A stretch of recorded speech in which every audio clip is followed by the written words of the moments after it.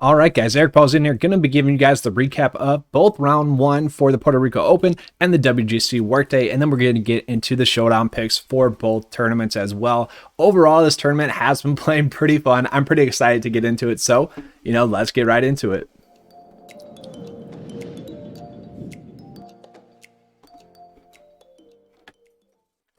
All right, so just kind of breaking it down.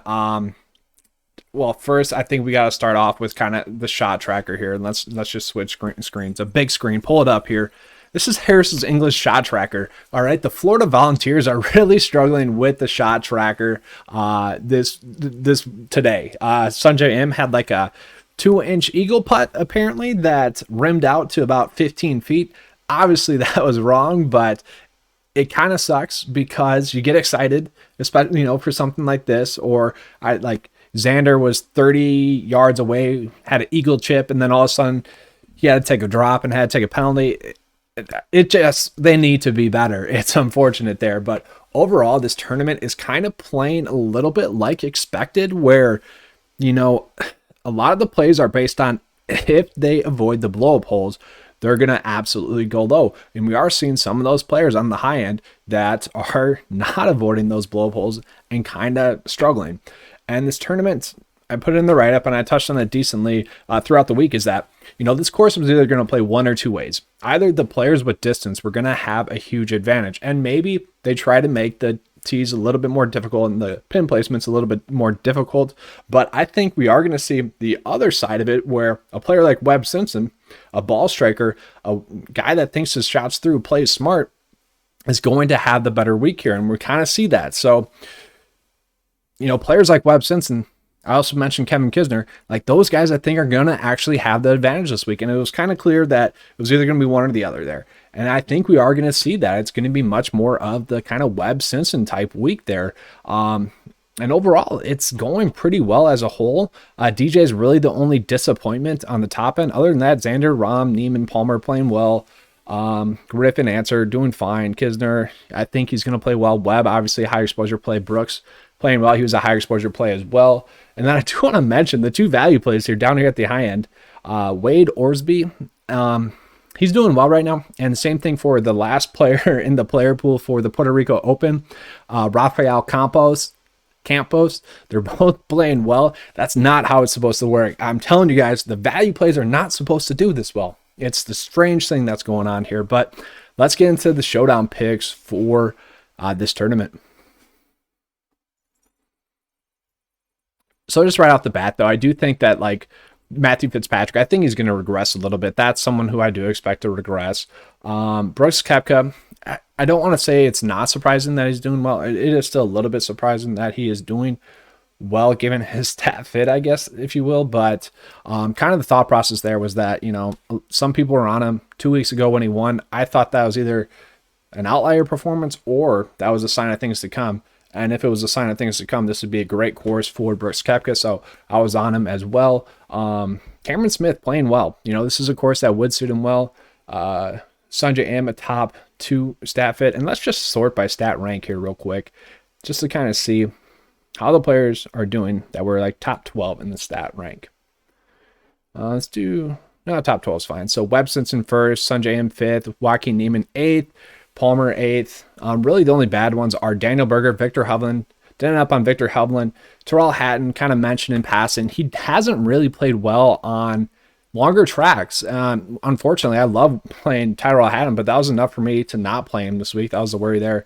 Victor Hovland didn't end up on him, I don't believe. And then DJ struggling. Harris English, we already showed you guys that shot tracker. Played a little bit of him because I couldn't quit him, but I didn't play that much of him, so that's not too big of a worry. Let's just sort it by model rank here as well, just to kind of get the full picture. And once again, these are just tools to use. Obviously, we didn't end up on all these guys. It's just a tool to use. Good data point access. So let's see here. Matthew Fitzpatrick actually ended up top 12 in the model. Maybe I should have trusted the model there. I didn't end up on him. Maybe I should have trusted it. Kyle Morikawa was doing well. So, pretty much the model's doing well as a whole. Let's just kind of see the players on the top end here that did not rank out well in the model that are kind of going to be due to regress. And Wade's going to be popping up there. I already know it. But the strategy this week was to load up on value plays and then hope that your guys on the top end went out and had a strong week. And for the most part, we hit on that. If you guys remember the player pool that I just pulled up, Wade Osby, Sebastian Munoz, a lot of people on 9 to 5 Discord chat would mention Dave Lipsky. I didn't end up on him, but I went with Wade instead as like the min price value play to go with. And then Thomas Dietrich, I did end up on a little bit as well.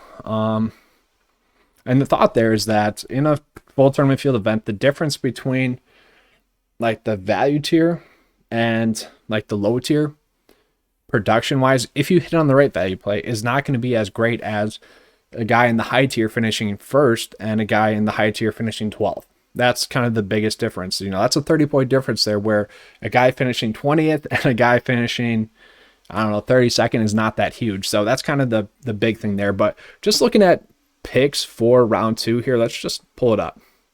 So I'm just going to do it right here, a little bit easier. Round 2 ranking. A lot of these guys don't have a ranking just because they're Euro Tour players. So we're just going to go based off of the players that we have data on. That's kind of the unfortunate side. Colin Morikawa actually ranks out really well in round 2 rank. Victor Hovland, he could be a guy that's a potential bounce back play this week. That could possibly happen. Click off of him there. JT, I do expect JT to have a better day tomorrow. He could be a regression candidate, although if you guys don't really trust that, I'm fine with that. DJ, you know, you expect him to have a much better round 2. And you guys look at it. Hovland, that's his worst round is round 1. DJ, his worst round is round 1 as well. You know, you expect those guys to have a much better round 2. Kind of same thing for Harris English as well. So we do have some regression candidates, although I might just be going back to the well with the players that we were already on. You know, going with someone like Joaquin Niemann, you know, I'd probably go with him instead. So let's just kind of look at the top 25 in the model here. And I'm going to go down to the bottom and look at just round 2 only. We'll pull it up on the big screen. What are your guys' thoughts on this tournament though so far? I like it. It's fun. Lots of high scores, lots of scoring opportunities as well. It's kind of a mixed bag of kind of good and bad because the big holes are there. You know, obviously no one's going to like when their player has those big rounds, but also it's a risk reward course. And that, to me, that is extremely fun. All right, so now we got sorted. So top 25 in the model. These are the players that should have a much better round 2 or still a good round 2. So Colin Morikawa, Victor Hovland, Justin Thomas, DJ, Harris English, Webb Simpson, Joaquin Niemann. I'm probably just going to go back to the well with Joaquin Niemann. I would probably say he's a core play for round 2. Tony Finau probably going to have a good round. Daniel Berger probably going to figure it out. John Rahm easily going to have a solid round 2. And then just pulling it up here on the top end. Let's see. So top regression candidates: DJ, English, JT, Bryson probably, Bubba a little bit, but you know, not really going crazy there. And then let's just look at players that are due to have a worse day, if we have that. Yeah, see, a lot of these guys, we just didn't have that much data on to go off of. So we'll just see here. Shane Lowry, I don't think he played well. Patrick Reed, let's see.